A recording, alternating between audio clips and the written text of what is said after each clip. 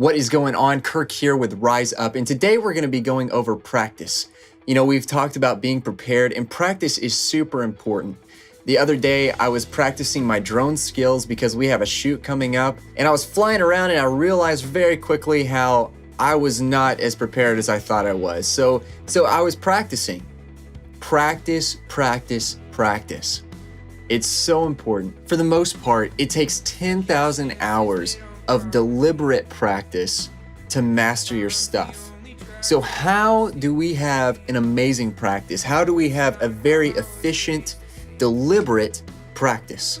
Number one, make a plan for practice.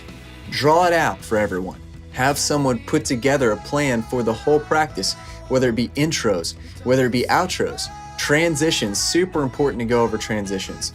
Each song, make sure everyone knows what song everyone is going to need to know. But make a plan for the practice and then execute it. Number two, have a leader. Have a leader. Now, most of the time we have the front man or the front woman. Now that's cool, and that may be your leader, but it may not be. There's a few different ways that you can do this. You can have one leader for the whole practice that keeps things on track, or you can have a leader for each song or each transition or so on and so forth. You can have different leaders for different things, but making sure that you have a leader that keeps things moving forward in an efficient way. But also, part of being a leader is not only keeping everyone focused and moving forward, but it's also making sure that there's open communication. Something that a leader needs to do during practice is make sure others can speak up when they have an opinion about what's going on.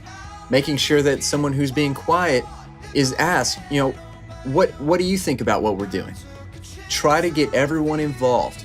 That's what a leader in a practice needs to do. Number three, be on time. Make sure that everyone's on time, and if for some reason everyone's going to be a little late, whoever's in charge of the practice, let everyone know. If it's at 6:30, say 6:15. Okay, so that way once everyone's late, everyone's actually on time. I know I've had to do this in the past, making sure that we were on time for gigs, making sure that we were on time for practices.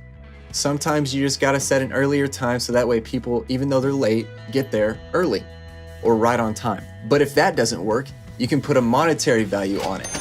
I know I've done this in the past and I've paid money for it. Say you have a 15-minute window from 9 to 9:15 for everyone to get there. And if someone doesn't get there by 9:15 and is ready, then they have to pay $20 to the band fund. Now, it's not necessarily a lose-lose because it's going to the band fund, so it'll at least be going towards the band. However, if there's something that has to be taken away in order for someone to be on time, then they'll be on time hopefully the next time.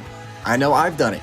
It's hard sometimes to be on time, but that way there's a monetary value, the band gets an extra $20, and you end up being on time next time. So number three is being on time. Make sure that you're on time for practice. But number four in how to have an efficient practice and how to master your skills and master your stuff during your band practices is practice. Practice for practice. I know it sounds redundant, but it's so important. Make sure everyone knows what is being practiced beforehand so that way they can practice their stuff before they get there. You can get through so much more, and you can get through practice so much quicker and address other things that need to be addressed during a practice. So number four, make sure that you practice for practice. So those are just four really quick ways that you can have a more efficient practice, because those are things that have helped me in my practicing. Making sure I have a plan for practice, making sure that there's a leader for practice so everything can be focused